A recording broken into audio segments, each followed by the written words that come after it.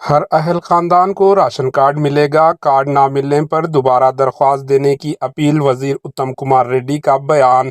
ریاستی وزیر آبپاشی و سول سپلائز این اتم کمار ریڈی نے کہا کہ ریاستی کانگریس حکومت کی جانب سے راشن کارڈ کی اجرائی ایک مسلسل عمل ہے۔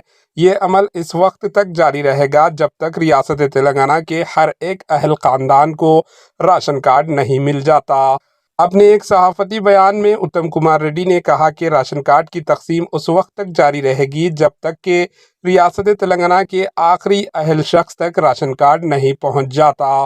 جن لوگوں کے نام راشن کارڈز کی نئی لسٹ میں شامل نہیں ہے، انہیں پریشان ہونے کی ضرورت نہیں ہے۔ ناموں کا انٹر ذات پات، سماجی اور معاشی سروے اور پرانے راشن کارڈز کی بنیاد پر کیا گیا ہے۔ اگر کسی کو کارڈ وصول نہیں ہوتا ہے تو وہ گاؤں میں منعقد ہونے والے گرام سبھاؤں میں دوبارہ اپنی درخواستیں دے سکتے ہیں۔ درخواست دینے والے ہر اہل شخص کو راشن کارڈ دیا جائے گا، جنہیں اب کارڈ نہ ملنے کی فکر کرنے کی ضرورت نہیں ہے۔ کانگریس حکومت کا مقصد ریاست تلنگانہ کے تمام مستحق خاندانوں کو راشن کارڈ فراہم کرنا ہے۔ Bureau report, AHN news.